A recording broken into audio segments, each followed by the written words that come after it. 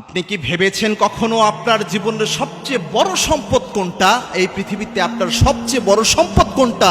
এটা যদি আপনাকে প্রশ্ন করা হয়, হয়তো আপনি বলবেন আপনার ব্যবসা বাণিজ্য হচ্ছে আপনার সবচেয়ে বড় সম্পদ। কেউ বলবে আমার চাকরিটা হচ্ছে আমার সবচেয়ে বড় সম্পদ। কেউ বলবে আমার জমি জমা, আমার যে ব্যবসায়ী প্রতিষ্ঠান সহ অন্যান্য সোনা দানা যা রয়েছে এগুলো হচ্ছে বড় সম্পদ। কিন্তু ইসলাম বলেছে না, আপনার জীবনের সবচেয়ে বড় সম্পদ হচ্ছে আপনার সন্তান। যে সন্তানকে আপনি দুনিয়ায় রেখে যাচ্ছেন, সন্তান এমন এক সম্পদ, আপনি যদি এই দুনিয়া থেকে চলেও যান, আপনি দুনিয়ায় চলে যান, কবরে চলে যাবেন, তবুও সন্তানের আমল নামার ভালো আমল আপনার কবরে পৌঁছাতে থাকবে।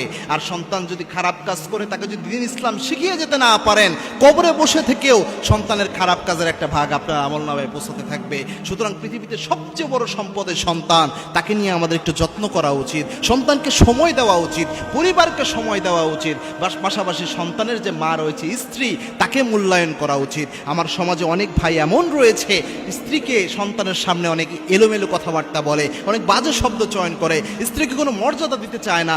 কোনো সন্তান যখন দেখে তার মায়ের কোনো মর্যাদা নাই, ওই সন্তানও মাকে মর্যাদা দিতে পারে না। এবং মনে রাখবেন, একজন সন্তানের জন্য শ্রেষ্ঠ শিক্ষিকা হচ্ছে তার মা।